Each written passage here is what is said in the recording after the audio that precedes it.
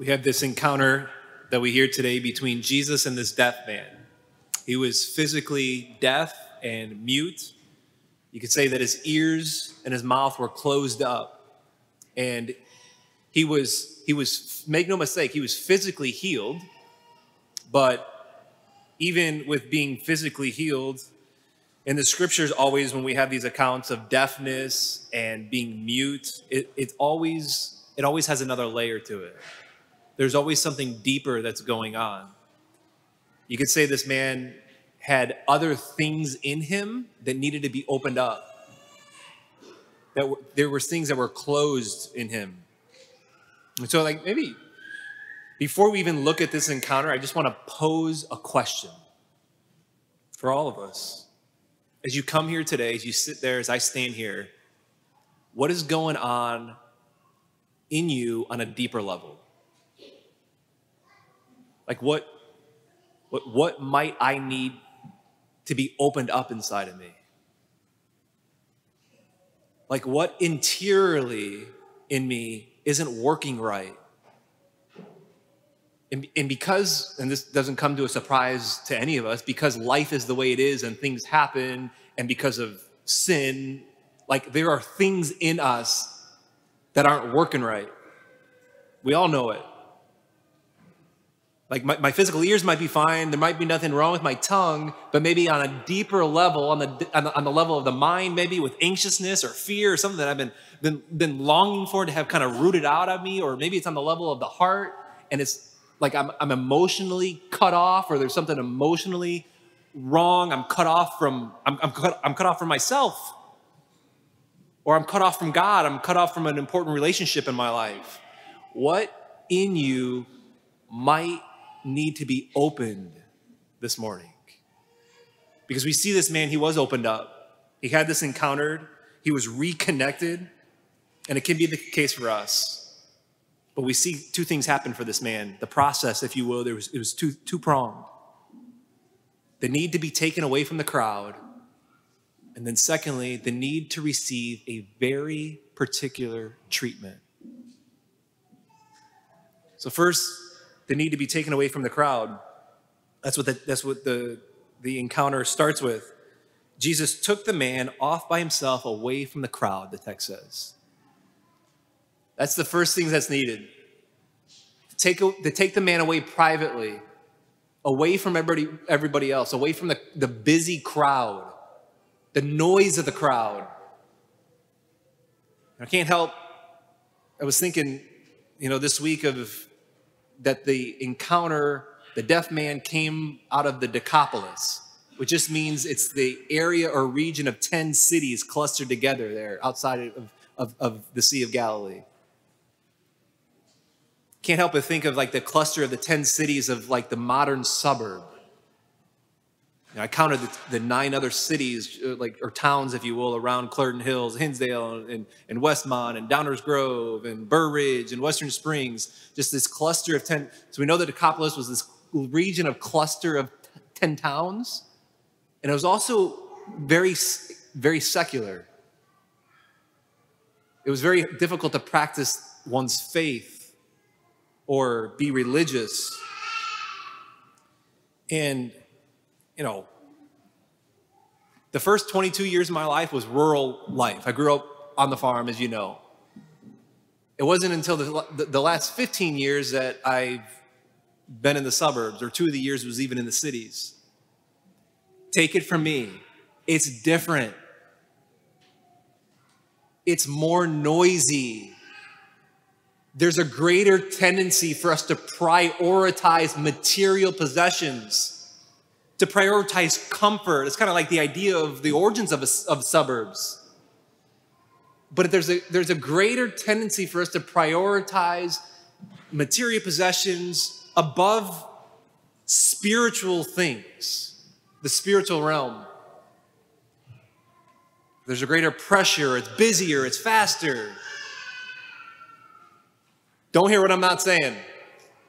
My intent up here is not to bash the suburbs, okay? I'm not suggesting we all go out and build houses on the prairies. But can we see that this suburban or city living does impact us on living at a deeper level. You know, Pope Benedict, speaking into this on the city noise and even on media, he says this: technical progress, especially in the area of transport and communications, has made human life more comfortable, but also more keyed up, at times even frenetic. Frenetic, right? It's that pace that's so wild, it even seems uncontrollable. He goes on and says, urban life, suburban life is almost always noisy. Silence is rarely found in them because there's always background noise, in some areas even at night. And then he speaks on the media and social media recently. He says, in recent decades, moreover, the development of the media risks predominating over reality. Unbeknownst to them, people are increasingly becoming immersed in a virtual dimension because of the audio-visual messages that accompany their life from morning to night.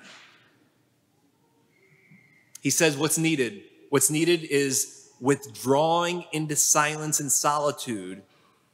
Human beings, so to speak, expose themselves to the reality of their own nakedness, the void within, he says, or that spot in us that's closed up, in order to experience instead fullness, the presence of God, which is the most real reality that exists. The Lord calls each one of us daily to leave the crowd and to encounter the living God. Our souls need it. We crave it. It's the first crucial step in order to hear again, in order for us to open up the things that need to be opened up. Is anybody feeling frenetic or you're keyed up?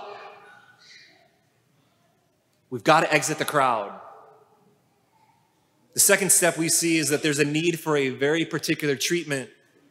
After Jesus takes the man away from the crowd, he does two things we see. He places his fingers in the man's ears, and then he spits and touches the man's tongue. That's weird, right? Especially when you think that Jesus didn't have to do that. The people who brought the man to him even said, just lay your hands on him. But, and of course, many times he could have healed him by laying his hands on. In fact, he could have healed the man by just saying, be healed. He did that countless times throughout the scriptures. And so the whole fingers in the ear and touching the tongue, it was not Jesus' ordinary way of healing. As far as we know, he didn't heal anybody else that way. But he did heal this guy that way. Can you see how personal it is? How intimate it is? It's almost as if it's tailored for him. Jesus is almost using a sign language for this guy. The guy couldn't hear him, so Jesus is using a sign language to say, I know what hurts. I know what's needed. I know where you're closed up. So let me give you this very particular treatment that I've tailored for you. A beautiful illustration, I think, is this is, I love the movie A Beautiful Mind. It's based on a true story of the Nobel Prize winner, John Nash, played by Russell Crowe. And in there, so John Nash he's a genius. And at one point, this bright mind, he goes to Princeton, and he's just solving these math problems, and he's just blowing everybody out of the water. His professors, his classmates. He's just this unbelievable mind and genius. But you come to find out that he's sick. He's really sick. He suffers from schizophrenia. That is, he's got a problem differentiating between reality and what's not real.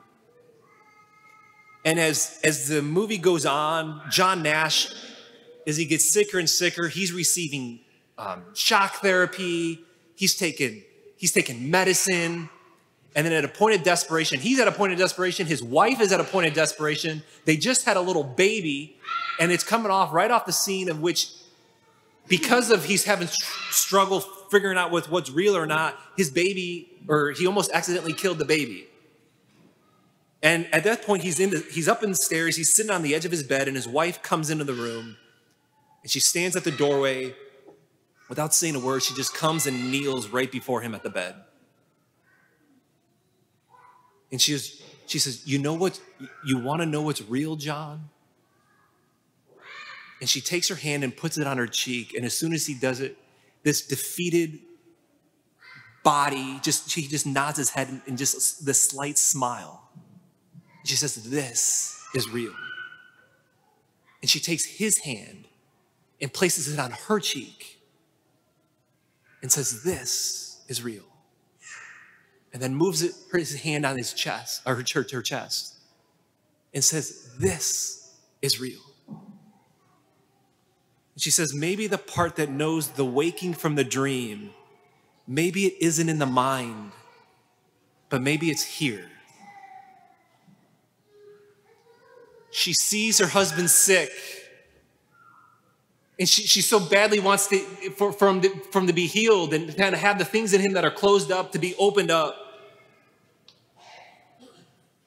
See, when you and I have things in us that are closed up, that need to be opened up, very often it needs to receive a very particular treatment, something that's tailored for you, because he knows what's wrong. He knows the cause of the reason why it's wrong.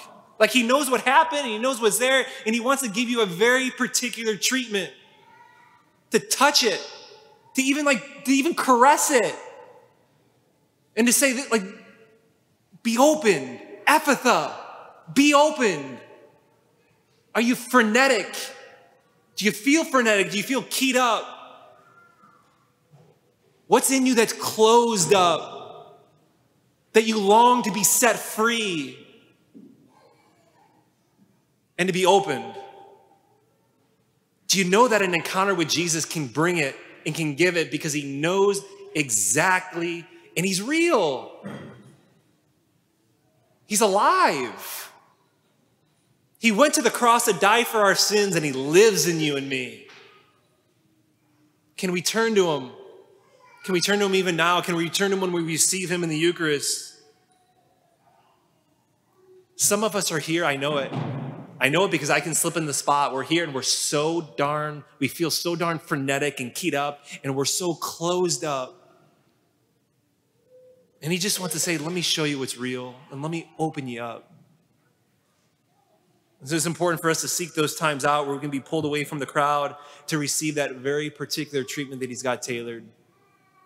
That's why we run things like the Rescue Project here, which begins here in 10 days. We run it. One of the reasons why we run it is because we believe that one can have a life-changing encounter through the Rescue Project. Maybe just closely with this point. Note that the man did not just discover Jesus, but a group of people, it says, like some people brought the man by the hand, the deaf man and the mute man to Jesus. And they begged him, Lord, our buddy, our friend, our family member, he's closed up. Please heal him.